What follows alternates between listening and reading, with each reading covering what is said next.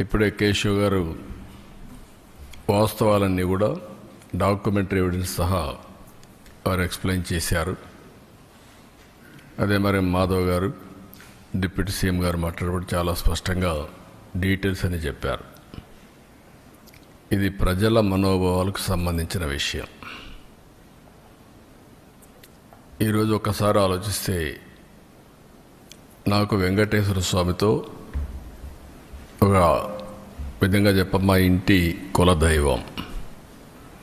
అంతేకాకుండా నేను చిన్నప్పటి నుంచి మా ఊరి నుంచి లేకపోతే మా ఇంటి దగ్గర నుంచి వెంకటేశ్వర స్వామి నామాలు మంగాపురం ద్వారా కనపడుస్తూ ఉంటాయి. అది చూసినప్పుడంతా ఆ భక్తిభావం కానీ ఆయన యొక్క ప్రభావం రీఇన్ఫోర్స్ అవుతూ వచ్చేది. మేము చిన్నప్పుడు బ్రహ్మోత్సవాల సందర్భంలో శనివారం వస్తే ఒక్క పొద్దులుండి మొక్కులు చెల్లించుకున్న తర్వాతనే భోంచేసి సాంప్రదాయ ప్రకారం పెరిగాం. ప్రతి సంవత్సరం పరీక్షలు రాసిన తర్వాత దేవుని దగ్గరికి నడిచిపోయి అక్కడి నుంచి మళ్ళీ నడిచి తిరుపతికి వచ్చేవాళ్ళం. ఈ దారిలో పోయి ఆ దారిలో వచ్చేవాళ్ళం. అలాంటిది ఇటీవల కాలంలో కొన్ని అపచారాలు జరిగే పరిస్థితి వచ్చింది.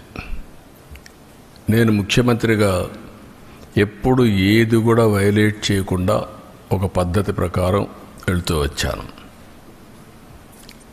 2003లో నా మీద హత్యా ప్రయత్నం జరిగింది. అది సాక్షాత్తు అలిపిరిలో. ఆ రోజు నేను ఒక పవిత్రమైన కార్యక్రమానికి శ్రీకారం చుట్టాను. అది ప్రాణదానం, కార్పస్ అభివృద్ధి చేయడానికి సిమ్స్లో ప్రారంభించి ఆ రోజే ఆనాటి చైర్మన్ టీటీడీ ఆదికేశులు గారు ₹1 కోటి ఫస్ట్ విరాళం ఇస్తే దాన్ని అక్నాలెడ్జ్ చేసి అనౌన్స్ చేసి కొండపై పోయేటప్పుడు దగ్గర 23-24 క్లేమోర్ మైన్స్ నా మీద ప్రయోగించడం, కొన్ని క్లేమోర్ మైన్స్ వచ్చి నా కారు కొట్టడం. ఆ రోజు కూడా ఒక పవిత్రమైన రోజు అది. ఎందుకంటే బ్రహ్మోత్సవ సందర్భంగా ప్రభుత్వ లాంఛనాలు దేవునికి ఇచ్చే సందర్భం. అక్కడి నుంచి మామూలుగా అయితే బతికే సమస్య లేదు. అది నాకు పునర్జన్మ. సాక్షాత్ వెంకటేశ్వర స్వామి దిగొచ్చి నన్ను కాపాడాడు తప్ప లేకపోతే ఏ విధంగా కూడా బ్రతికే సమస్య లేదు. అలాంటివి చూసినప్పుడు దేవుడిని నమ్మకుండా ఉండలేము. ఒకప్పుడు ఇదే అసెంబ్లీలో 2 కొండలు 7 కొండలు కాదంటే మేము అనునిత్యం 7 కొండలవాడ వెంకటరమణ గోవిందా గోవిందా అంటూ నడుచుకుంటూ వెళ్ళేవాళ్ళం. ఆ విషయం జ్ఞాపకం చేశాను. ఇది భక్తుల మనోభావాలు. భక్తుల మనోభావాలతో ఆడుకోవద్దండి అని చాలా స్పష్టంగా చెప్పాం. గడిచిన 5 సంవత్సరాలు వీళ్ళ ప్రవర్తన పరాకాష్ఠకెళ్ళింది. వీళ్ళ అధికారం ఉన్నప్పుడు రాముడి తల తీసేస్తే నేను అక్కడికి పోయి అడగడానికి, వాస్తవాలు చూడడానికి పోతే తిరిగి నా మీద కేసు పెట్టారు. అంతర్వేదిలో రథం తగలబడిపోతే అడిగితే కంతిరీగలు కాల్చాయి, అంతేగాని ఎవరికి సంబంధం లేదని. ఆంజనేయుడి తోక కట్ చేసి పగలు కొడితే అడిగితే ఆ రోజున్న పాలకుల యొక్క గర్వం చూస్తే బొమ్మే కదా ఏమైపోతుంది, మళ్ళీ ఇంకో బొమ్మ పెట్టుకోండి అని మాట్లాడారు. అదే మరి ఇవన్నీ జరుగుతూ ఉంటే చర్యలు తీసుకోకుండా తిరిగి మా పార్టీలపైనే బ్లేమ్ చేయడం మొదలుపెట్టారు. మేమే చేసి మేమే ఎన్ని బయట పెడుతున్న పరిస్థితికి వచ్చారు. తిరుమల ఈరోజు ఏదైతే చెప్పారో ఈరోజు వచ్చింది కాదు. 2022లో వీళ్ళు పంపించిన రిపోర్ట్ ప్రకారం TFTRI చాలా స్పష్టంగా కల్తీ జరుగుతుందని చెప్పారు. డెలిబరేట్గా తొక్కిపెట్టారు, యథేచ్ఛగా కొనసాగించారు. నేను ముఖ్యమంత్రి కాకమునుపు నేను చాలాసార్లు ప్రయత్నం చేశాం, పోరాడాం. కడాను నేను ముఖ్యమంత్రి అవుతానే నేను నిర్ణయాలు తీసుకున్న దాంట్లో ప్రధానమైన నిర్ణయం, ముఖ్యమంత్రిగా ఫంక్షన్ చేయాలంటే ఒక ప్రిన్సిపల్ సెక్రటరీ ఉండాలి. ఫస్ట్ ప్రిన్సిపల్ సెక్రటరీని పోస్ట్ చేశాను. రెండోది, మానవ సేవ చేయకమునుపు మాధవ సేవ కోసరం, దేవుని సేవ కోసరం నేను ఎన్నికల్లో ఏదైతే చెప్పానో ప్రక్షాళన చేస్తానని దానికోసం టీటీడీ ఈఓని శ్యామలరావుని సెలెక్ట్ చేసి సంతకం పెట్టాను. ఈ రెండు చేసిన తర్వాతనే రెగ్యులర్ కార్యక్రమాలకు నేను వెళ్ళాను.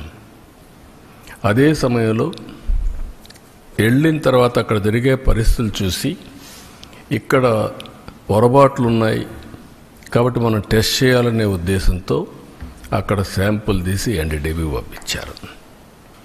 ఎన్డీడీబీలో చాలా స్పష్టంగా చెప్పారు. ఆ విషయమే నేను చెప్పాను. ఈరోజు సిట్ వచ్చింది. అసలు సిట్లో మీరు చూస్తే మొత్తం కెమికల్స్తో, పామాయిల్తో నెయ్యి తయారు చేసే పరిస్థితికి వచ్చారు. ఇప్పుడే కేశవ్ గారు చెప్పినట్టు దాంట్లో మళ్ళీ ఆ కెమికల్స్ కూడా కొన్ని ఆయిల్తో తయారు చేస్తారు, కొంతమంది యానిమల్ ఫ్యాట్తో కూడా తయారు చేస్తారనే పరిస్థితికి వచ్చారు. అంటే దేవుడంటే లెక్కలెత్తనం, డెలిబరేట్గా అపవిత్రం చేయడానికి మీకు విశ్వాసం లేకపోవచ్చు. విశ్వాసం లేకపోతే ఆ జోలుకు రావద్దండి. విశ్వాసం ఉండే భక్తుల మనోభావాలు దెబ్బతీయడానికి, లేకపోతే దేవుని యొక్క పవిత్రత దెబ్బతీయడం, ఇది చాలా దుర్మార్గం. ఇది మామూలు కాదు, ఇది మహాపాపం. నేను చాలా స్పష్టంగా చెప్తున్నా. ఇంతవరకు చరిత్రలో వెంకటేశ్వర స్వామి జోలికి ఎవ్వరూ రాలేదు.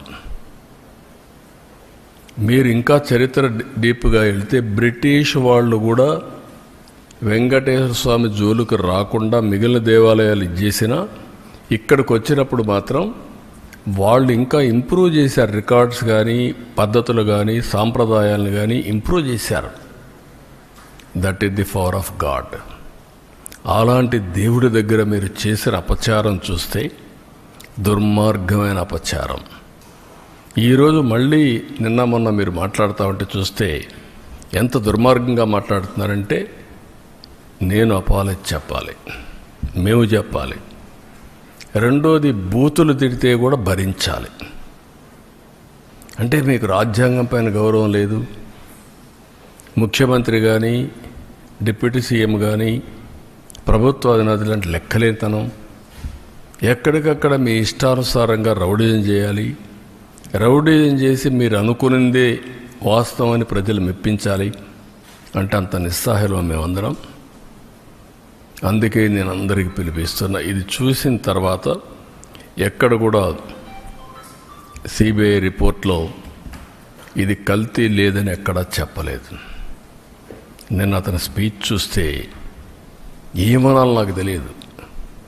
కరుడుగట్టిన నేరస్తులు ఏ విధంగా అసత్యాన్ని నమ్మించడానికి ప్రయత్నం చేస్తారో అదే చేస్తున్నారు. నేను ఆంధ్రప్రదేశ్లో ఉండే భక్తులందరినీ ఒక సామాన్య భక్తుడుగా అపీల్ చేస్తున్నాను.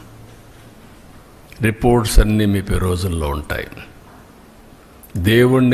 దేవుని యొక్క పవిత్రత మనం కాపాడుకోవడం మనందరి బాధ్యత.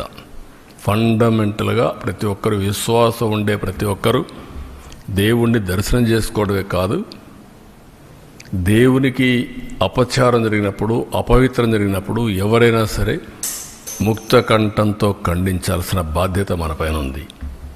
తిరిగి ఇలాంటి చేయాలంటే ఎవరైనా భయపడే పరిస్థితి రావాలి. ఈరోజు అందుకనే మేము ముగ్గురం కూర్చున్నాం. ఇది ఇంతటితో వదిలిపెట్టే సమస్య లేదు. ఏదైతే అపవిత్రత జరిగిందో భగవంతుడే మాకు ఈ సంకల్పాన్ని ఇచ్చాడు. భగవంతుడు కూడా ఒక్కొక్కసారి ఆయనకు నచ్చిన విధానం ద్వారా, వ్యక్తుల ద్వారా ప్రజల్ని సమాయత్తం చేస్తారు. అందుకే మాకు ఈ బాధ్యత అప్పచెప్పారు. ఇది దేవుని కార్యక్రమం కింద తీసుకుంటున్నాం, పవిత్రమైన కార్యక్రమం తీసుకుంటున్నాం. ఆ రోజు నాకు ప్రాణభిక్ష పెట్టా అంటే ఆయనే పెట్టాడు. నిన్న ఇన్ని కోట్ల మంది భక్తులు